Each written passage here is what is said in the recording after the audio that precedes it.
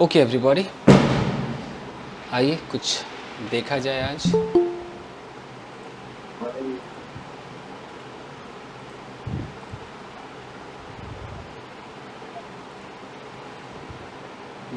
दिखाई दे रहा है आपको? Yes sir. कई बच्चे सोच रहे होंगे कि हमें लिंक जल्दी क्यों नहीं मिला। कि गाइस, जब ये 9:30 बज रहा था तो मुझे लगा 8:30 बज रहा है। ठीक है जी, तो इस वजह से मुझे लिंक भेजने में देर हो गई। ओके फाइन, चलिए। तो आज हमें देखना पड़ेगा पास्ट पार्टिसिपल को भी एक नज़र देखना होगा। सबसे आसान होता है ये, देखना ज़रूरी है। तो अगर इंटरेस्टेड है तो छेड़ा जाए टॉपिक। बताएं आप लोग। Yes sir. छेड़ा जाए। Okay fine yes.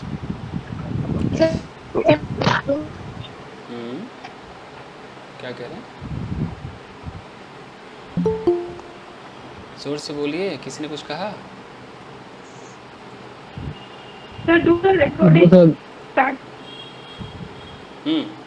रिकॉर्डिंग चालू है।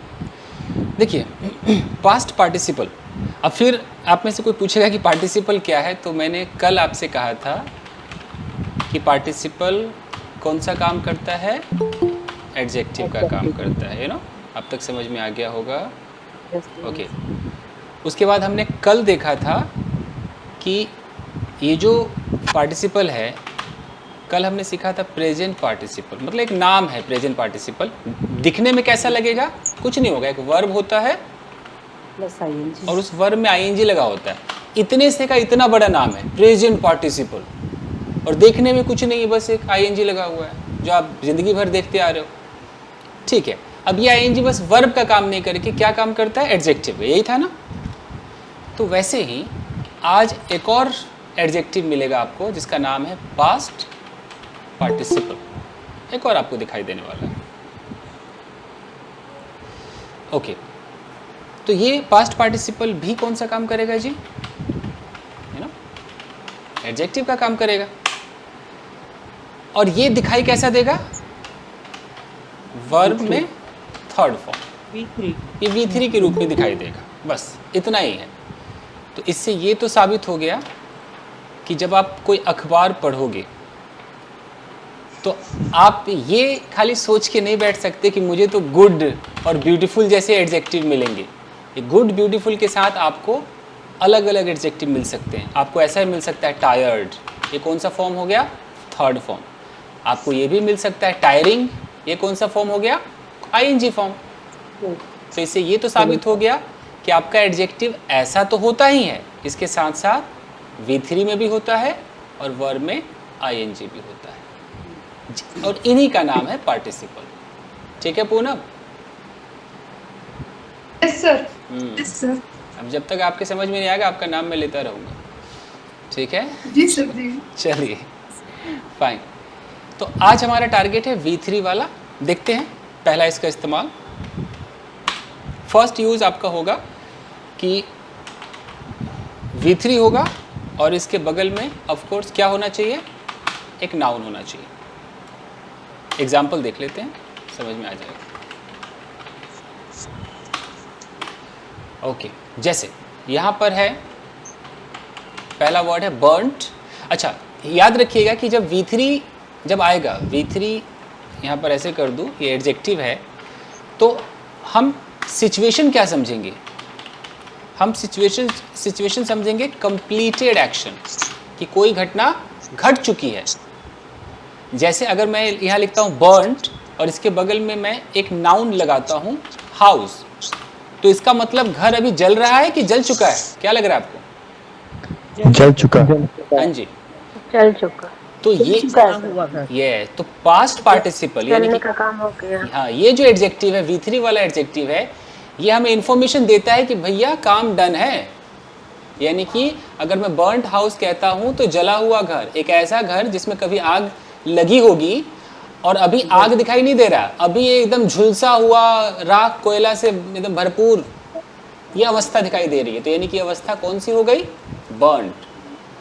तो बर्न्ट एक एडजेक्टिव है। एडजेक्टिव क्यों है? क्योंकि इस घर के बारे में कुछ बता रहा है ना, इसकी खासियत बता रहा है, तो एडजेक्टिव हो गया। तो बर्न्ट हाउस। उसी तरीके से अगर यहाँ पर कोई व्यक्ति है और इस व्यक्ति का एक्सीडेंट हुआ और ये बहुत ज़्यादा घायल हो गया, तो अब हम क्या बोलेंगे? हम खाली इंजर बोलेंगे या इंजर्ड बोलेंगे? क्या लगता है, क्या बोलना चाहिए हमें? इंजर्ड बोलेंगे। तो हम बोलेंगे इंजर्ड मैन। तो इंजर्ड मैन का मतलब क्या समझेंगे कि अभी घायल हो रहा है कि घायल होने का काम डन है?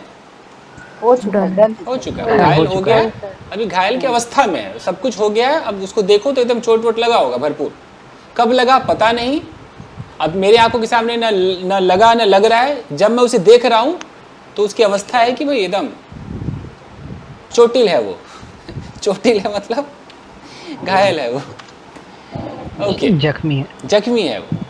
सिमिलरली अगर मैं यहाँ पर कहता हूँ ब्रोकन डोर, तो दरवाजा टूट रहा है कि पहले से टूटा हुआ है? टूटा हुआ दरवाजा। तो टूटा हुआ दरवाजा। तो अगर मैं यहाँ पर कहता हूँ स्टोलन बाइक, चोरी हो रही है कि हो चुकी है ना? हो चुका, हो चोरी चुकी, हुई हुई बाइक, यानी कि ये चुराई हुई बाइक है, यानी चुराई हुई बाइक। कोई भी ऐसा आइटम जो चोरी पहले से हुआ है और चोरी वाला आइटम है, तो स्टोलन करके उसका नाम हो जाएगा। Okay fine. हाँ, बंद कीजिए। तो अब बताइए कि अगर मैं यहाँ पर एक वर्ड है गिव और मैं इसका थर्ड फॉर्म कर दूँ गिवन, और इसके साथ में एक नाउन लगा दूँ कि गिवन इंस्ट्रक्शन, तो इंस्ट्रक्शन दिया जा रहा है कि पहले से दिया जा चुका है? जा चुका है ना? तो गिवन इंस्ट्रक्शन। तो ये जो मैंने छोटे छोटे जुमले लिखे हैं ये फ्रेज है, ये फ्रेजेज है आपके। आप इसको क्या कह सकते हैं? आप इस पार्टिसिपल फ्रेजेस। हाँ जी, तो आप इसका नाम रख सकते हैं, कोई आ रहा है, एक मिनट जी, आप इसका नाम रख सकते हैं पास्ट पार्टिसिपल फ्रेज। और नहीं तो चूंकि काम एडजेक्टिव का करता है तो आप चाहे तो इसे क्या बोल सकते हैं? Adjective phrase. ये आपके हाथ में, आप दोनों ही तरीके से इसको डील कर सकते हैं। ओके जी, इसके दो नाम है, ये नामकरण कर दिया गया, ठीक है। अब अगर हम इस पे सेंटेंसेस बनाएंगे दोस्तों, कुछ सेंटेंसेस अगर देखें तो हम कैसे इस्तेमाल करेंगे?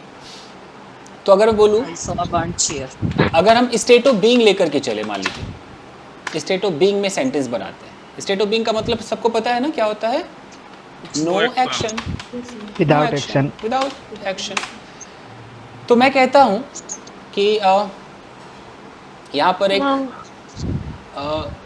जैसे ये किसी का दरवाजा है। चेयर के मैंने इतने एग्जांपल दिए ना कि मैं एग्जांपल अपना बदल रहा हूँ, अब मैं दरवाजा लेके चल रहा हूँ। ये डोर है और ये डोर टूटा हुआ है और यहाँ पर मैं खड़ा हूँ। तो अगर मैं कह रहा हूँ कि यार यह दरवाजा टूटा हुआ है, तो स्टेट ऑफ बीइंग हो गया। तो मैं कैसे बोलूँगा? या तो बोलूँगा, या तो मैं दरवाजे को इशारा करके बोल सकता हूँ दिस डोर इज ब्रोकन। तो मैं अलग से सिर्फ एक एडजेक्टिव भी लगा सकता हूँ। मैंने डोर नाउन को इधर कर लिया और यहाँ सिर्फ एक एडजेक्टिव लगा दिया, दिस डोर इज ब्रोकन। मैं इसको ऐसे भी कह सकता हूँ कि this is a broken door, कोई प्रॉब्लम नहीं है। अगर मैं उसे खास बना रहा हूँ तो मैं एक ही जगह द भी लगा सकता हूँ कि this is the broken door. मैं ऐसे भी कह सकता हूँ। इससे ये साबित होता है कि हम अकेला ब्रोकन, अकेला जो V3 एडजेक्टिव है वो भी यूज कर सकते हैं, और हम अगर चाहें तो पहले एडजेक्टिव लिखेंगे और इसके बगल में नाउन को दिखा सकते हैं। जैसे एक नॉर्मल एडजेक्टिव की बात करूं, मैं कहता हूं कि वो खुश है, तो मैं बोलता हूं ना ही इज हैप्पी, तो मैं हैप्पी को अकेला भी दिखा सकता हूं। और अगर मैं कहूं कि वो एक हैप्पी व्यक्ति है तो he is a happy person. तो अपना ईयरफोन निकाल लीजिए, किसी के ईयरफोन में तकलीफ तो है शायद। नीना जी आपके ईयरफोन में? सर नहीं, मैं ईयरफोन यूज ही नहीं करती। ओके, कुछ तो है जो, और तकलीफ भी नहीं है, कुछ तो आवाज़ आ रही है। ये देखिए, आ रही है सबको हल्की फुल्की? फाइन। तो स्टेट ऑफ बीइंग में और देखते हैं। अगर मैं किसी को कहता हूं कि इस कुर्सी पर मत बैठो, यह टूटी हुई है, तो पहला सेंटेंस डोंट सिट ऑन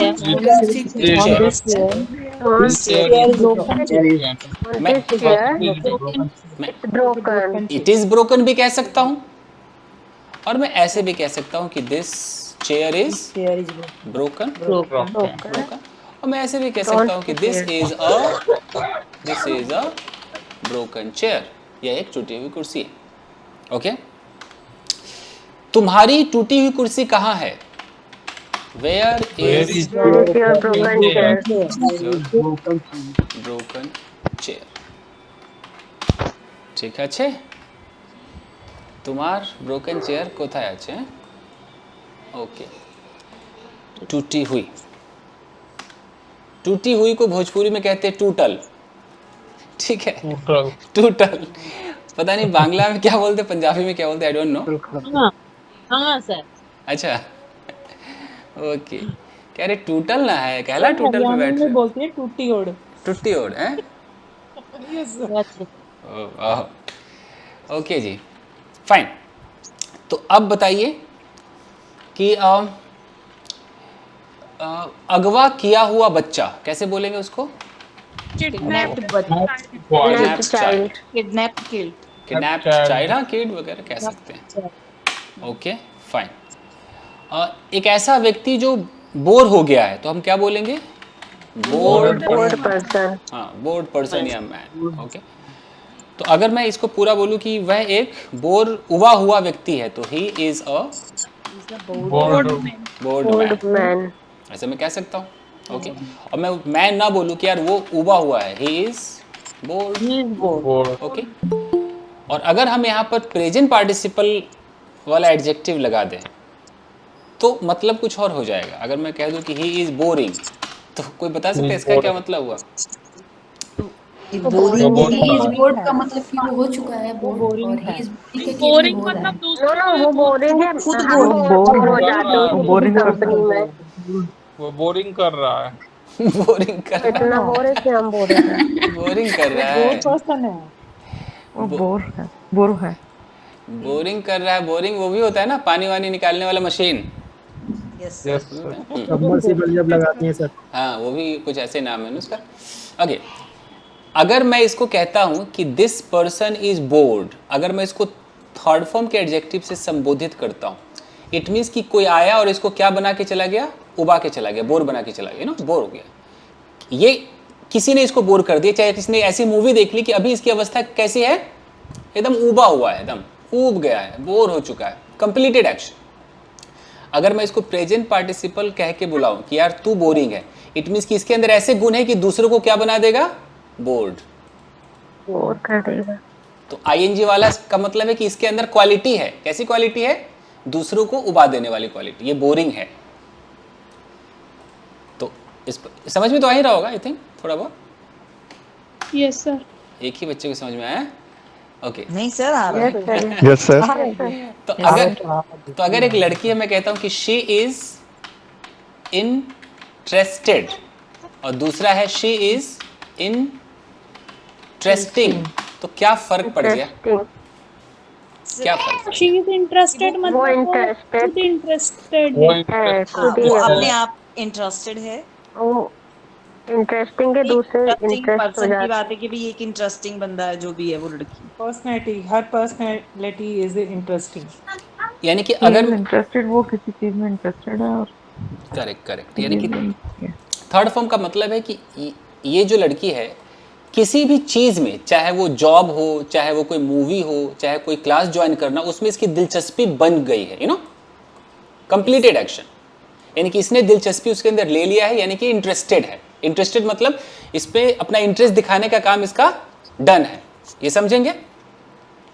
और शी इज इंटरेस्टिंग का मतलब है कि इसकी क्वालिटी ऐसी है कि ये बंदी कैसी है? बड़ी मजेदार बंदी, इंटरेस्टिंग बंदी है। आओ इससे बतियाओ, आओ बातें करो, बड़ी इंटरेस्टिंग है यार ये कमाल कमाल के जोक करती है, बहुत बहुत अच्छा एंटरटेन करती है, बहुत इंटरेस्टिंग बंदी। तो इंटरेस्टिंग अगर आप किसी को बोल दोगे, इट मीन्स कि आप जाइए और आप वहाँ पर आपको अच्छा लगेगा क्योंकि सामने वाला बड़ा इंटरेस्टिंग है, entertain करिए, एंटरटेन कर देगा वो। जैसे कोई मूवी इंटरेस्टिंग है, कोई किताब इंटरेस्टिंग है, यानी कि आपको मजा आएगा उसको पढ़ने में, यू नो। तो इसका ख्याल रखना है। ऊपर वाला का मतलब क्या होगा सर ऐसे नहीं होता I am interested take your class. हाँ, अगर आप कहते हो कि मैं इंटरेस्टेड हूं, इट मीन्स कि आपने किसी चीज में अपनी रुचि दिखा दी है, आप मान गए हो, अब आप उसको खरीद लोगे, बेच दोगे, कुछ तो आप करोगे ना। इस चोई चोई की आवाज बंद नहीं हो रही, क्यों ऐसा हो रहा है? सर ये एस यू करके जो बनना है इसके आंसर। एस यू ध्यान दीजिए। एस यू कहाँ है? S U I. Okay fine guys. Okay तो और देखते हैं। सर ये पैसिव में भी तो इसी तरह भी बनता है ना, तो कैसे इसको डिफाइन करेंगे कि ये एडजेक्टिव है या फिर पैसिव का भी सेंस देगा? तो कोई पर्टिकुलर रूल थोड़ा रिलेवेंट है ना सर? हाँ, कोई पर्टिकुलर रूल तो नहीं है इसका। कुछ लोग तो बेचारे बाई से समझ जाते पैसिव है, लेकिन अगर बिना बाई वाला आ गया तो तकलीफ है, तब आप नहीं समझ पाएंगे। तो अब कहीं एक मिनट में कहीं पर लिख देता हूँ। एक्चुअली होता क्या है कि पैसिव में भी V3 आता है, यही है ना डाउट? पैसिव में भी V3 आता है, V थर्ड आता है, लेकिन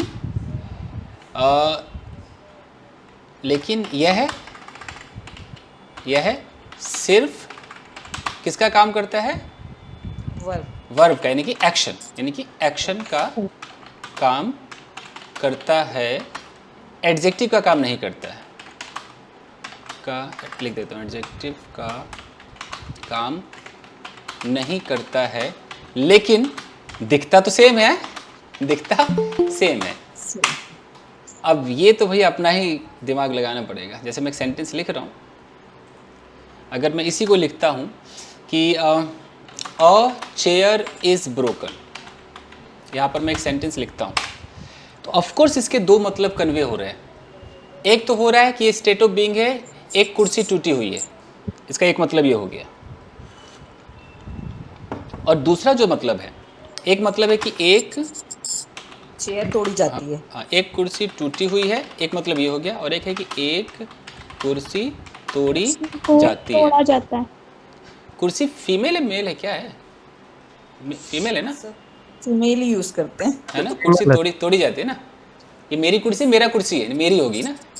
फीमेल है भाई, फीमेल है। कुर्सी फीमेल है। ओह गॉड। हाँ जी, कुर्सी गिरी, फीमेल है ना, कुर्सी गिरी। यस। तो सर टेबल मेल है। टेबल मेल है? अरे मेरा टेबल है। वो है भी तो बड़ा। ओके पेयर है ना, तो पेयर में एक मेल एक फीमेल वाला मैटर है बस। ओके, जैसे बस फीमेल है और ट्रक मेल है, ऐसा? सर वो पेयर तो है नहीं पर। फाइन गाइस, तो इन्होंने जो सवाल पूछा है भाई साहब ने, क्या नाम है इनका? केशव सर। हाँ, केशव ने जो सवाल पूछा है, तो अब ये पता कैसे चलेगा? ये तो मुझे लगता है कि बातों से पता चलेगा, यू नो, एक्सप्रेशन से पता चलेगा कि बंदा यार कहना क्या चाह रहा है, उसके हाव भाव से पता चलेगा। अगर कोई ऐसे लिख कर दे दे तो इसके दो मतलब, ऑफ कोर्स दो मतलब है। कोई ये नहीं कह सकता कि नहीं इसका तो एक ही मतलब है, साफ दिख रहा है ना। या तो एक कुर्सी टूटी हुई है, और अगर पैसे मानेंगे तो एक कुर्सी को तोड़ा जाता है या तोड़ी जाती है, कुर्सी तोड़ी जाती है। इसके दो मतलब तो ऑफ कोर्स कन्वे हो रहे हैं केशव, तो थोड़ा मुश्किल तो है, फिर भी इंसान पता कर ही लेता है यार, इतने बड़े हो गए, पता तो कर ही लेंगे। जैसे एक और सेंटेंस में लिखता हूँ कि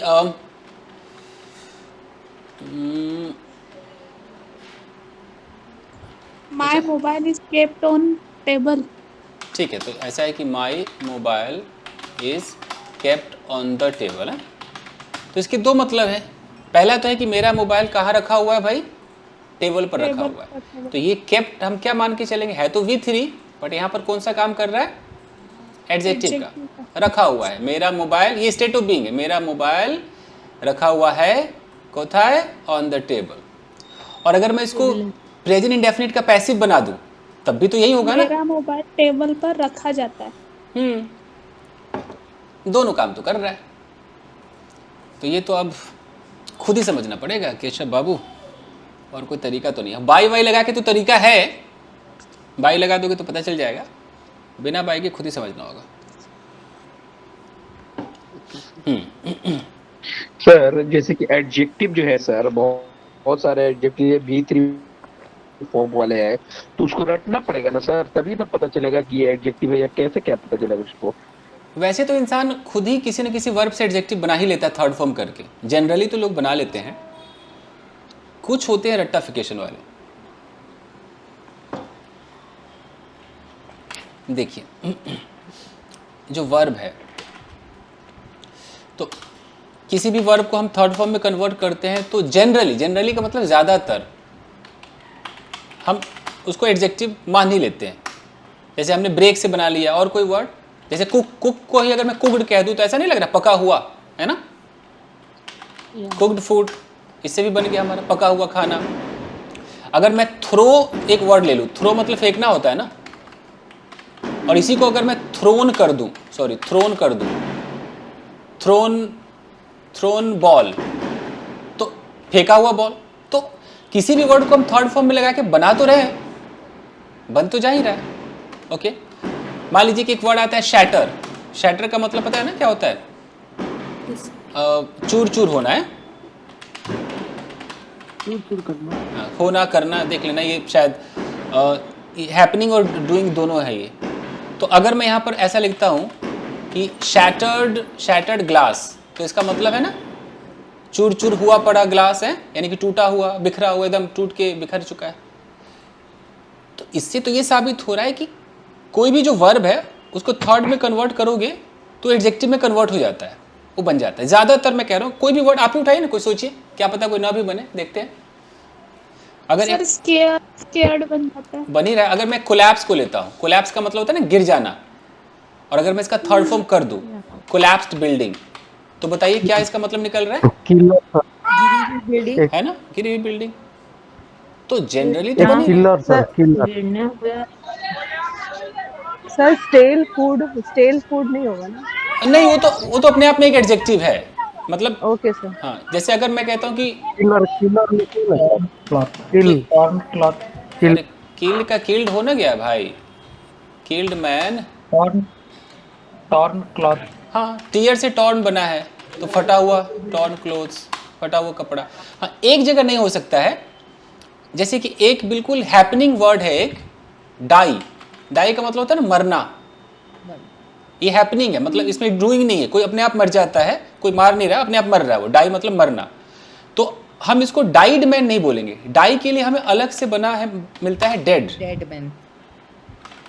तो मैं इसकी भी एक लिस्ट लिख देता हूँ, कहीं कहीं तकलीफ तो है, 2-4 मुझे याद होंगे, मुझे पूरी लिस्ट याद नहीं होगी, मैं फिर भी बताता हूँ आपको कि कुछ जैसे बोलिए कि जो जैसे फिक्स पहले से घर में नहीं नगर ऑलरेडी है, मान लिए एक शब्द है, वो तो ऑलरेडी है पहले से एडजेक्टिव, उसको हम यूज नहीं ना कर सकते हैं।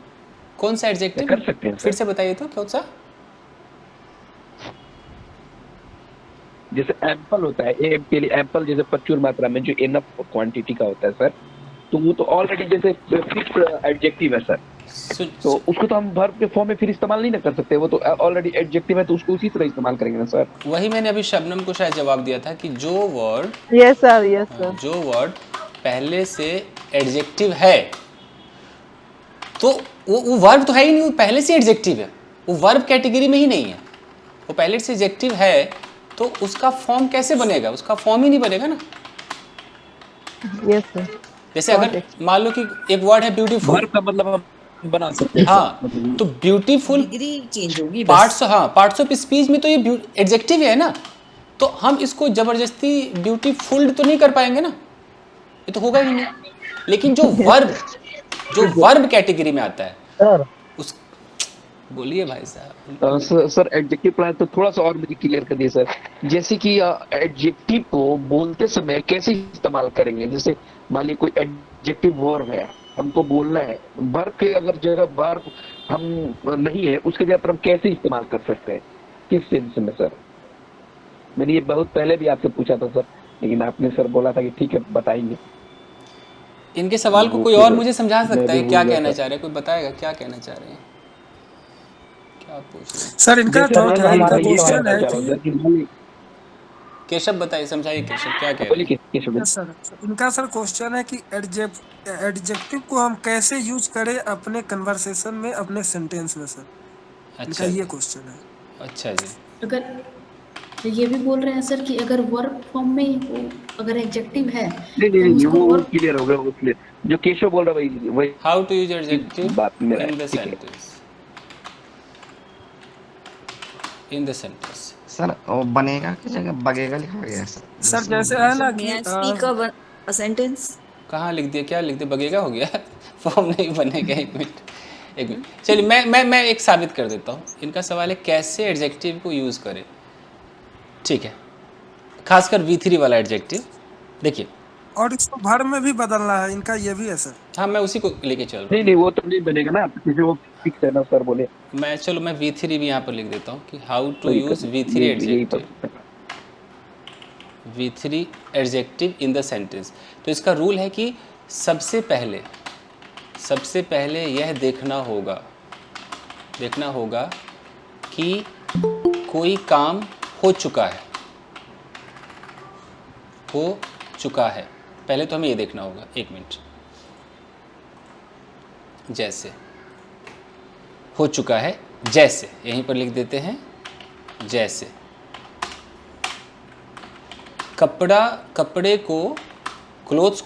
को आयरन कर दिया गया है। इसका मतलब कि काम हो गया ना। तो अब कपड़े को जब आयरन कर दिया तो आयरन मतलब आयरन करना होता है, तो अब हम आराम से आयरन में थर्ड फॉर्म करके लिख सकते हैं आयरन क्लोथ्स, ठीक है, आयरन क्लोथ। तो इसका मतलब हो गया कि आयरन किया हुआ कपड़ा, यू नो क्या बोलते हैं, प्रेस किए, क्या बोलते हैं, इस्त्री किए हुए, जो भी है, हाँ प्रेस किए हुए कपड़े, इस्त्री लिख दूं, इस्त्री, ओके, इस्त्री किए हुए कपड़े। अच्छा एक और एग्जांपल लेते हैं कि मान लीजिए कि कपड़ों को धो दिया गया है, मतलब काम डन है, और अब मुझे कहना है यार, हाँ मुझे कहना है यार धुले हुए कपड़े हैं तो सही टेबल पे, धुले हुए कपड़े, तो यानी कि धो दिया गया है तभी तो धुले हुए कह रहे हैं, तो वॉश्ड, ओके। उसी तरीके से मैं बोलूं कि रिपेयर किया हुआ पंखा, तो मैं क्या कह सकता हूँ, रिपेयर्ड फैन, ओके। तो अगर मैं कहता हूँ कि पिटा हुआ लड़का, मार खाया बहुत बुरी तरह, पिटा हुआ लड़का, बीटन बॉय है ना, ओके। लिखा हुआ, ठीक है लिखा हुआ पत्र, हाँ चलो लिखा हुआ, खाली लिखा हुआ है, कुछ भी लिखा हुआ है, तो मैं क्या बोलूंगा, रिटेन, क्योंकि लिखने का काम डन है। क्लीन यूटेंसिल्स, हाँ जी, तो साफ किए हुए बर्तन है, तो अगर तो क्लीन अगर बोला है तो क्लीन्ड जो भी है, यूटेंसिल्स, डिशेस, पॉट्स, ओके। और आते हैं, मुझे लग रहा है आप शायद शकील थोड़ा बहुत तो समझ रहे होंगे कि हम कब लगाएंगे ये, आ रहा है V3 वाला, वर्ड्स, बोले हुए शब्द। तो अब बताइए कि तो अगर मैं बोलता हूँ कि शिक्षित किया हुआ व्यक्ति, क्या हुआ पर्सन, एजुकेटेड पर्सन बोल सकते हैं, ओके। डरा हुआ, ठीक है, हाँ वो भी कर रहे, डरा हुआ व्यक्ति है, डरा हुआ पर्सन, स्केयर्ड, या एक और वर्ड होता है ना, फ्राइटन में थर्ड फॉर्म कर दो, फ्राइटेंड पर्सन, पर्सन, पेंट किया हुआ कमरा, पेंटेड रूम, पेंटेड रूम, पिघली हुई आइसक्रीम, आइसक्रीम फीमेल है ना, मेल्टेड आइसक्रीम, मेल्टेड आइसक्रीम, पिघली हुई आइसक्रीम। आइसक्रीम। ठीक है, अब ये लिखने से पहले मुझे कुछ कहना होगा, बाकी तो समझ गए ना ये यस सर, कि हम ये V3 वाला एडजेक्टिव तभी यूज करेंगे जब कोई काम हो गया है और मुझे कहना है कि हाँ भाई टूटा हुआ खटिया, टूटी खटिया, व्हाटएवर, जो भी मुझे कहना है। अब मैं बस आइसक्रीम वाला मैंने हिस्सा इंग्लिश में नहीं लिखा है, मैं आपको कुछ लिखने वाला हूँ, मुझे लिखने दीजिए।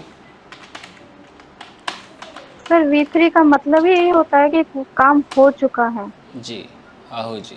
Yes sir. सीमा है क्या, कौन बोल रहा है? Yes sir, Seema he. Okay okay sir, nowadays boys are using torn jeans. Yes yes yes, tone, faded, इतना सारा तो नाम सुना होगा। Faded. Yes sir. ओके फटी फाइन। हुई दूध को कैसे बोलेंगे सर? फटी हुई दूध, फटी हुई दूध, Curdled milk. Spoiled Curdled milk, spoiled milk, sword milk भी बोलते हैं, टोन्ड मिल्क, सॉर्ड मिल्क नहीं, सॉर्ड मिल्क, देखिए दूध फटने के लिए वैसे तो कोई पर्टिकुलर वर्ड नहीं है। जब आपने कहीं पर लिखा हुआ देखा होगा कि मिल्क विल टर्न सावर, ऐसा करके कभी सुना होगा है ना, दूध फट जाएगा, सावर हो जाएगा। हाँ, तो अगर ऐसा बोलना है फटा हुआ दूध, वो क्या उन्होंने कडल, क्या एक अच्छा वर्ड वो यूज कर रही थी, स्पॉइल्ड वर्ड, हाँ, वैसे तो अंग्रेज भी स्पॉइल्ड भी कह देते हैं, अंग्रेज को मैंने देखा है स्पॉइल्ड मिल्क भी कह देते हैं, मतलब बेकार हो गया मिल्क।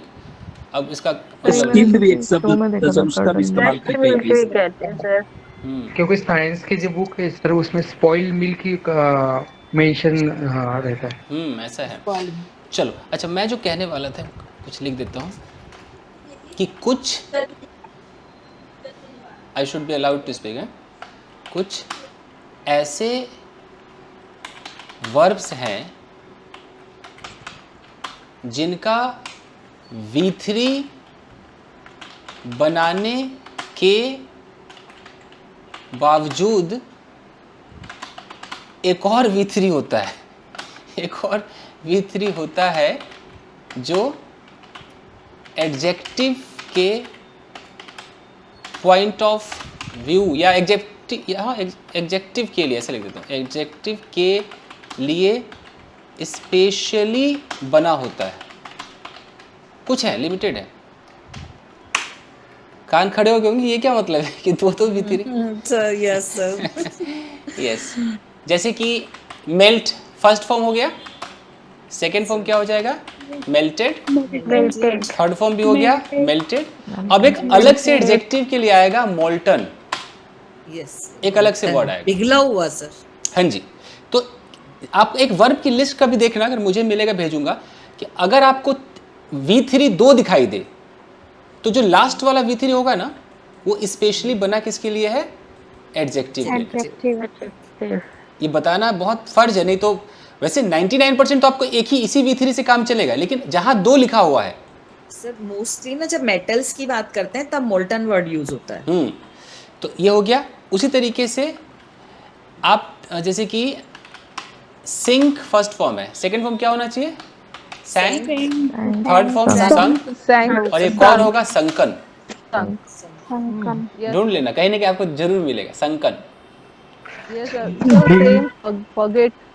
जैसे एक वर्ड है, आ रहे एक है प्रूव, प्रूव, एक मिलेगा प्रूवन, नाम सुना है, प्रूवन। तो इससे ये साबित होता है कि जहां 2 V3 है, ये भी V3 है और ये भी V3 है, तो एडजेक्टिव कौन सा काम करेगा, ये वाला। अब इसकी 5-10 लिस्ट आती है, मुझे जो जो याद आ रहा है मैं लिख रहा हूँ। वो लिस्ट कहाँ से मिलेगा, कैसे मिलेगा, मैं ढूंढूंगा। आपको मिल गया तो आप हमें बता देना, मुझे मिल गया तो मैं आपको बता दूंगा, ढूंढूंगा मैं। बट ये पढ़ाना मेरा फर्ज है, कैसे ना बताऊं। उसी तरीके से और ड्रिंक के साथ भी होता है, ड्रिंक, ड्रैंक, ड्रंक, और एक होता है ड्रंकन। ड्रंकन ऐसा भी होता है। ड्रंक। तो ऐसे कुछ है। सर ड्रंकन एडजेक्टिव है? हाँ, ड्रंकन, हाँ।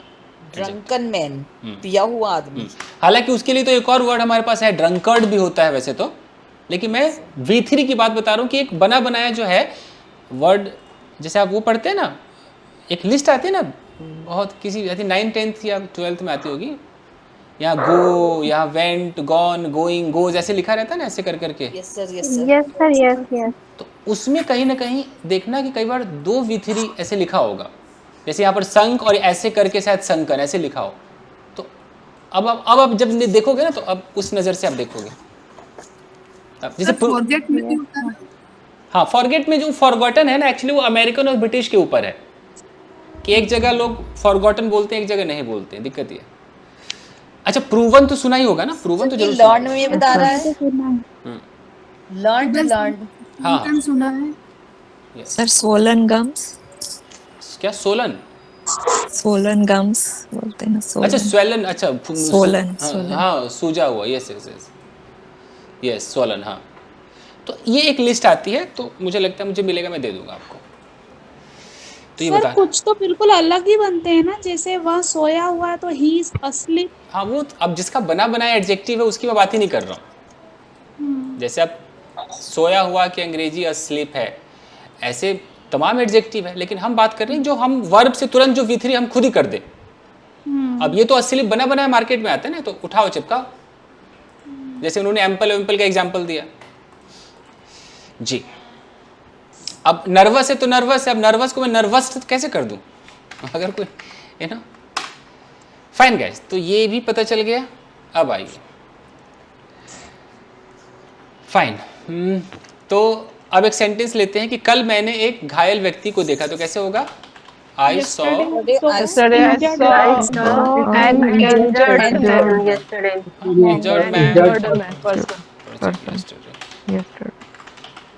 ओके फाइन, ठीक है।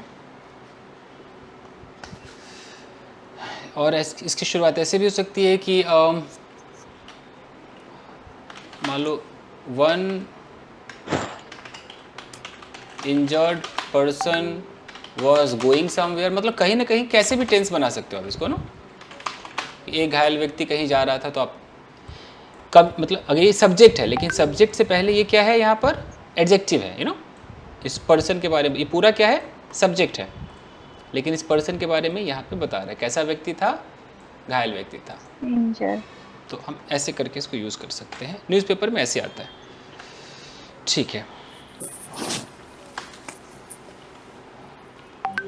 सर एक क्वेश्चन है, जैसे ना एक वर्ब का जैसे 3 वर्ब एक जैसी होती है, cut cut cut put put, उसको कैसे पहचानेंगे? नहीं, वो रटना पड़ता है, उसकी कोई नियम नहीं है। उसकी जो लिस्ट आती है उस लिस्ट में आपको रटना पड़ेगा। जैसे hit hit hit, cut cut cut, इसकी जो 3 4 5 जो भी लिस्ट है वो रटना पड़ेगा, कोई उपाय इसका नहीं। Put put put put put put अपने मन से कोई नहीं बना सकता है, सब रट्टाफिकेशन है। ओके, अब इसका एडजेक्टिव के रूप में यूज कर सकते हैं सर, जैसे हिटमैन है क्या? ये सर, जैसे हिट है, जैसे वर्ड होता है ब्रॉडकास्ट, उसका भी फॉर्म नहीं लगता है सर, तो उसको यूज कर सकते हैं क्या सर? अब जैसे हमारा वर्ड है स्प्रेड, तो स्प्रेड का जैसे स्प्रेड का स्प्रेडेड नहीं होता है, तो आप इसको नहीं बना सकते ना, जिसका बनता ही नहीं थर्ड फॉर्म नहीं बना सकते। ठीक है सर, नहीं बना सकते, बेचारे का होता ही नहीं। ओके, तो व्हाट आई वाज सेइंग कि ये हम क्यों सीख रहे हैं, ये जो हमारा पास्ट पार्टिसिपल हम यही सीख रहे हैं ना कि नाउन से पहले लगेगा। मैंने यही बताया ना कि V3 होगा, बगल में क्या होगा, नाउन होगा, तो हम समझ जाएंगे कि अच्छा ये तारीफ, किसी की तारीफ बुराई जो भी है एडजेक्टिव है। ओके, कई बार ये आपको कैसे दिखाई देगा बताता हूँ, ध्यान से देखिए कि ऐसे लिखा हुआ कि अ बॉय, और हो सकता है कॉमा हो सकता है कॉमा ना हो, जैसे अ बॉय और लिखा हो कि beaten brutally last night came to me today. मैं एक न्यूज़पेपर का स्टाइल बता रहा हूँ। मान लो कि मैं चाहूँ तो यहाँ पे एक कॉमा लगा के आपको दिखाने के लिए कॉमा लगा देता हूँ। अगर आप ध्यान से देखिए, अ बॉय ये मेरा सब्जेक्ट, केम ये मेरा वर्ब, और वो मेरे पास आया। यहाँ ये प्रेपोजिशन है, प्रेपोजिशन का ऑब्जेक्ट है। तो सेंटेंस तो मेरा क्या हो गया कि a boy came to me today, यही हुआ ना सेंटेंस मेरा। एक लड़का मेरे धौरे मेरे पास आया। ये जो आप देख रहे हो बीटन ब्रूटली लास्ट नाइट, इतना बड़ा जो आप देख रहे हो ना, ये फ्रेज है। क्या है ये? फ्रेज। क्योंकि ग्रुप ऑफ वर्ड्स है, फ्रेज है। अब ये फ्रेज कर कौन सा काम रहा है? यहाँ पर थर्ड फॉर्म लगा हुआ है, ये पास्ट पार्टिसिपल है। तो इस थर्ड फॉर्म का मतलब है इस लड़के के बारे में बता रहा है कि ऐसा लड़का, इसको पैसिव समझिए, ये पूरा पास्ट पार्टिसिपल है कि ऐसा लड़का, एक लड़का जिसको पीटा गया बुरी तरह कल रात, वो मेरे पास आ जाया। ये जो बीटन ब्रूटली लास्ट नाइट है, इसका मतलब क्या माना जाएगा कि ये जो लड़का दिखाया जा रहा है ना, हुआ लड़का, हाँ, ये लड़का मार खाया बुरी तरह। अब बॉय जिसे कल रात बुरी तरह पीटा गया, वो मेरे पास आ जाया। ऐसा भी आपको न्यूज़पेपर में दिखेगा। तो ये बताना मेरा फर्ज है कि देखिए, तो हम इसको क्या मान के चलेंगे? ये एडजेक्टिव का काम कर रहा है। किसके बारे में बता रहा है? बॉय के बारे में बता रहा है कि बॉय के साथ ऐसा हुआ। Okay, past participle phrase. हाँ जी, इसको पास्ट पार्टिसिपल फ्रेज कह लीजिए, इसको एडजेक्टिव फ्रेज कह लीजिए। एडजेक्टिव का ही काम कर रहा है ये। ओके, जिस दिन हम क्लॉज सीखेंगे तो क्लॉज भी आप सीख लोगे। ओके, क्या कर दो? क्या कह रही हैं सर? क्लॉज में ये लाइक इस तरह की सेंटेंस क्लॉज में वॉइस, जैसे क्लॉज वॉइस में ऐसे ही आते हैं। जो भी इन्होंने बोला अच्छा ही बोला होगा, मैं सुन नहीं पाया। ठीक है, voice is not clear. Voice is fluctuating sir. मुझे लग रहा है कह रही कि क्लॉज के अंदर कुछ करके दिखा, कुछ ऐसा कुछ क्लॉज कह रही। चलो मैं इसको क्लॉज में भी करके दिखा देता हूँ। तो इसको अगर मैं क्लॉज में करूँगा तो कैसे बनेगा? ऐसे बनेगा कि a boy who was beaten brutally last night came to me today. अब ये हु से लेकर के यहाँ तक जो आप देख रहे हैं, ये क्लॉजेज को बोलते हैं एडजेक्टिव क्लॉज, ये रिलेटिव प्रोनाउन है। तो ये मैं आपको थोड़ी एडवांस बातें बता रहा हूँ।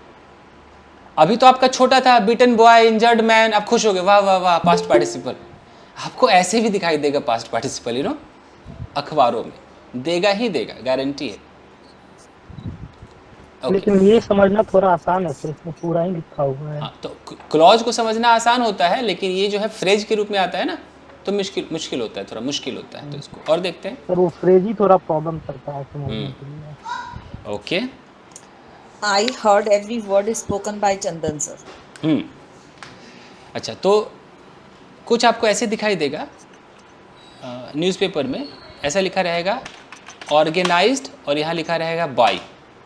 ध्यान दीजिएगा, लिखा रहेगा लेड, यहाँ लिखा रहेगा बाय, रिटेन बाय, ऐसा लिखा रहेगा। ऐसे तमाम वर्ड्स आते हैं, मैं इसकी लिस्ट भी निकाल कर आपको दे दूंगा। ओके, कंडक्टेड बाय ऐसा लिखा रहेगा। एक मिनट,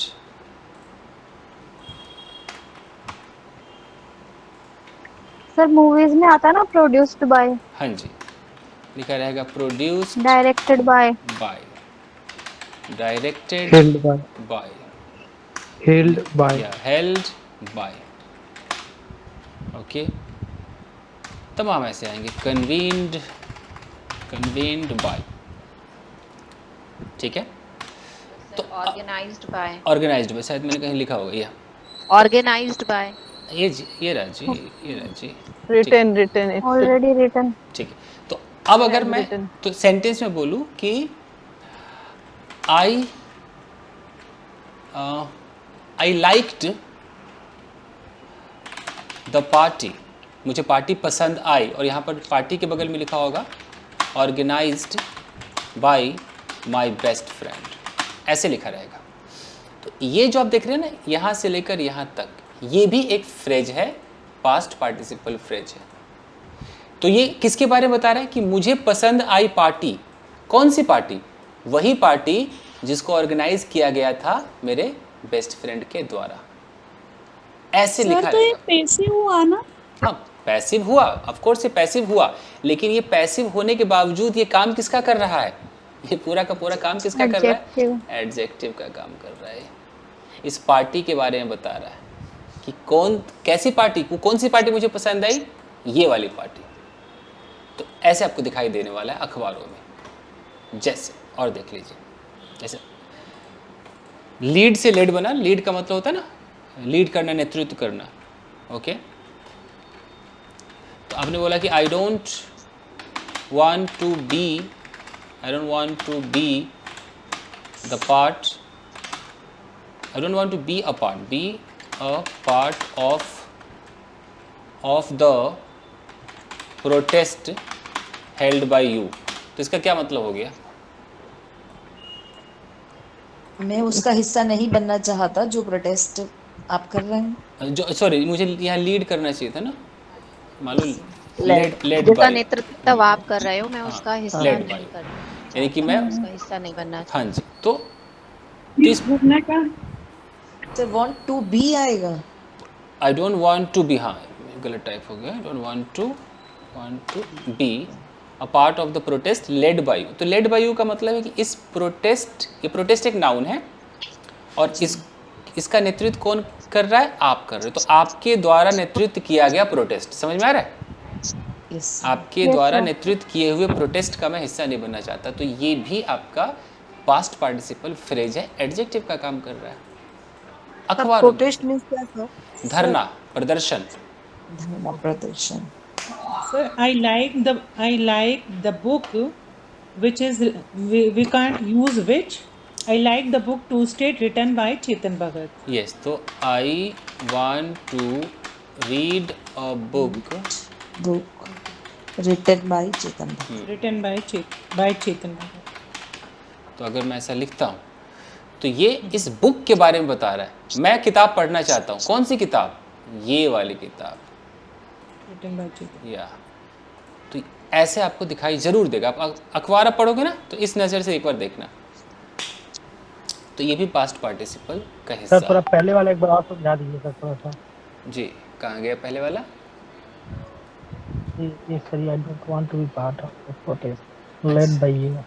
हाँ, तो मैं नहीं बनना चाहता हिस्सा उस धरना प्रदर्शन का लेड बाय यू, यानी कि तुम्हारे द्वारा नेतृत्व किया हुआ। प्रोटेस्ट को कोई ना कोई लीड करेगा ना, कोई तो होगा, कोई लीडर होगा जो लीड करेगा। तो तुम्हारे द्वारा लीड किए हुए प्रोटेस्ट का। जैसे अगर मैं कहता हूँ कि I don't want to read the book, I don't want to read the book, और यहाँ कर दूँ रिटन बाय यू। तो रिटन बाय यू का मतलब है तुम्हारे द्वारा लिखी हुई, यू नो, तुम्हारे द्वारा लिखी हुई किताब को मैं नहीं पढ़ना चाहता।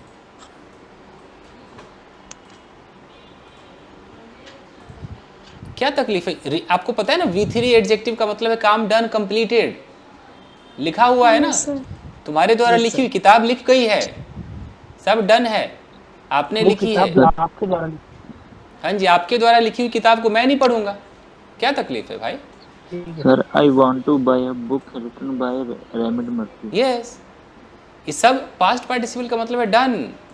अगर बीटन बॉय तो लड़का पिट गया, रिटन बाय यू है तो आपके द्वारा लिख गया, आपने पहले लिख दिया है। मैं नहीं पढ़ना चाहता, लिख तो आपने दिया, सब डन है जी।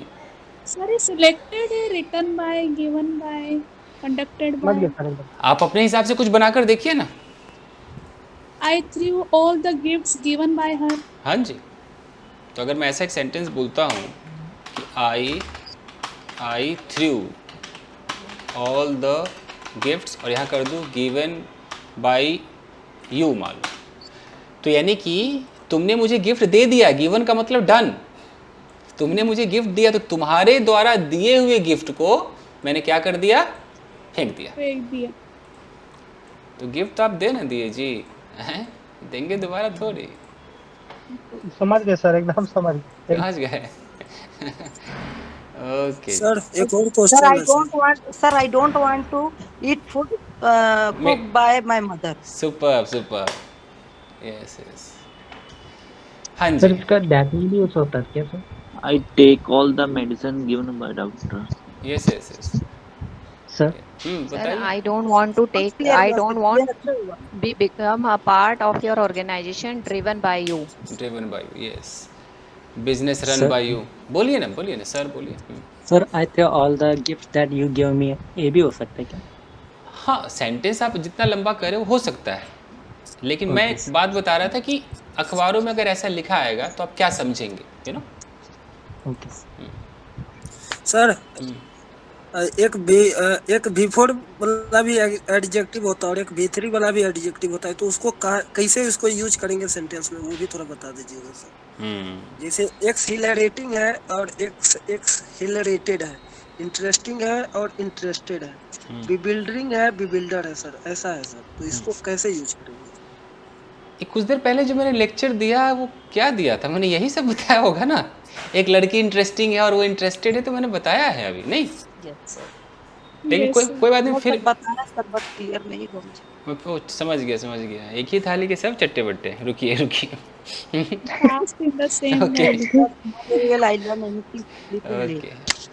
चलिए आपके लिए मैं ये दिखाता हूँ। एक अलार्म है, एक अलार्मिंग, ठीक है, क्लियर है? अब देखिए आराम से, दिखाई दे रहा है ना सबको? Yes sir, yes sir. Okay, एक बज चुका है, 1 बज रहा है। हाँ, नहीं ये अलार्म वो है खतरे की घंटी वाली, खतरनाक है ना।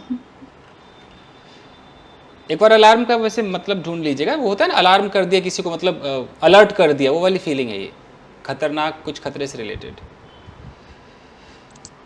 तो अब जो V3 है इसका मतलब कि V3 को हम मान करके चलेंगे डन। दिमाग में आ रहा है ना? इसको मान के हम क्या चलेंगे कि ये काम है डन। Yes sir. और इसके कल मैंने 2 मतलब बताए थे, यू नो। जैसे अगर मैं कह रहा हूँ कि मैंने कहा था ना कि बर्निंग हाउस है, तो जैसे जलता हुआ घर है, और क्राइंग गर्ल है तो रोती हुई लड़की है या रोतली लड़की है, यू नो। कल हम ऐसे बातें कर रहे थे। Yes sir. तो मैं ऐसा वर्ड उठाता हूँ जिसका मीनिंग आपको पता होगा इसमें से। बताइए कोई वर्ड जिसका मीनिंग आपको पता हो। Annoyed, amused, astonished। ओके चलिए, तो चलो एनॉयड सबको पता है ना, एनॉयड को ले लेते हैं। Yes sir. तो अगर मैं यहाँ पर कहता हूँ कि ही इज एनॉयड, और मैं दूसरा कहता हूँ ही इज एनॉइंग, अब केशव का मतलब है कि क्या मतलब है दोनों का। और यो ही यहाँ पर है, ये ही नाम का लड़का है, ये रहा ही। अब मैं कहता हूँ ही इज एनॉयड, इसका मतलब है कि एनॉय का मतलब होता है गुस्सा होना, नाराज होना, ही होता है ना, नाराज होना जी, गुस्सा होना। यानी कि ये जो लड़का है ये भैया मुंह फुला चुका है, यू नो, इसका मुंह फुलाने का काम डन। ये गुस्सा उससे नाराज वराज हुआ पड़ा बंदा है एकदम। अभी देखोगे तो एकदम सल्किंग मोड में है, पूरा एकदम भाव छितराए हुए है, ठीक है। तो सल्किंग ये तो ही इज एनॉयड का मतलब है कि ये नाराज हुआ पड़ा व्यक्ति है। अभी इसकी जो अवस्था है, स्टेट ऑफ बीइंग क्या है? एनॉयड है। और ही इज एनॉइंग, एनॉइंग का मतलब कि ये इसकी पर्सनैलिटी ऐसी है कि किसी को भी ये क्या कर देगा, गुस्सा दिला देगा। बड़ा एनॉइंग है, बहुत ये यू नो खराब, मतलब खराब पर्सनैलिटी है इसकी।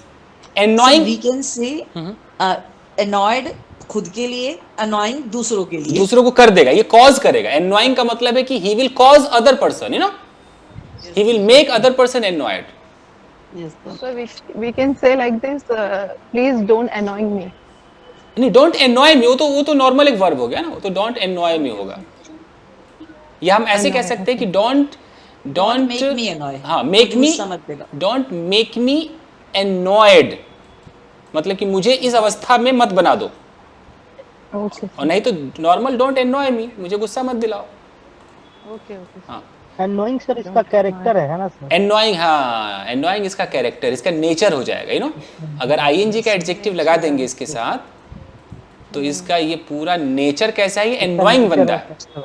ऐसे हम किसी को कैसे कहते हैं कि यार ये पग्नेशियस है, याद करो, झगड़ालू है, ये क्वारलसम है, ऐसा बोलते हैं ना, लाइक बोरिंग, लाइक हाँ, जैसे यार ये तो बड़ा क्रैंकी है। तो उसी तरीके से ये हाँ ये ग्रम्पी है, तो उसी तरीके से एनोइंग है। एनोइंग का मतलब है कि इसकी पर्सनैलिटी है। shows the personality of the person. Yes, ये पर्सनैलिटी है। और अगर मैं कहता हूँ ये एनोयड है, तो इसकी पर्सनैलिटी ऐसी नहीं है, अभी मुंह फुलाया है, अभी कुछ इसके साथ हुआ है और नाराज हो गया है। हाँ, Right now he is annoyed condition. हाँ, तो और अभी समझ में आएगा, जैसे उन्होंने बेविल्डर वर्ड बोला था ना। बोर्ड और बोरिंग। हाँ हाँ, वही है। And boring. ये लो बोर्ड और बोरिंग, ये लीजिए, लिखा है मैंने, सारा जुगाड़ लाया हूँ आज। ओके, तो आइए, तो अगर मैं कहता हूँ कि शी इज बोर्ड, केशव बाबू ध्यान दीजिएगा, और शी इज बोरिंग, शी को यहाँ पर बना दिया जाए, हेलो जी शी, ये शी है, वैसी डायन सी लग रही है। ओके, तो ये शी है, तो अगर मैं बोलूँ कि शी इज बोर्ड, यानी कि कुछ ऐसा इसने मूवी देख लिया होगा, कुछ ऐसा हो गया होगा कि अभी इसकी अवस्था क्या है, एकदम ऊब गई है, बोर हो चुकी है। She is in bored condition right now. इसकी अवस्था है कि भैया ये एकदम बोर हो गई है। सर जो वो कंडीशन है वो जस्ट अभी के लिए है या मतलब बाद में भी ऐसा रहेगी, ऐसा भी कुछ? मान लो जैसे बोर ये हो गई है, तो हो सकता है 2 घंटे तक बोर ही रहे, लेकिन कभी ना कभी अपने असली मूड में तो आ जाएगी ना, है ना? Mood can be changed. हाँ, मूड कैन बी चेंज, ये अचानक हो गई है। लेकिन अगर ये बोरिंग है, तब तो इसके साथ छप गया, इसके साथ तो छप गया जी, इसका तो नेचर हो गया बोरिंग। तो अब आप कहेंगे कि रे बउआ, अरे उन्हें ना जो, उसके पास मत जाओ, तो बोरिंग है। She is boring. Okay, why she is boring? Don't go to her. She is very boring. And since she is boring, she can make you bored. है ना? तो बोरिंग व्यक्ति आपको बोर कर सकता है, इसका नेचर बोरिंग है। तो सिमिलरली सर इसको सर कंटिन्यूअस टेंस में भी पढ़ सकते हैं। She is boring since childhood. We can say like this, sir. She is boring since childhood. She has been boring. She has been. Okay, क्या continuous tense क्या कह रहे थे आप? सर जैसे सी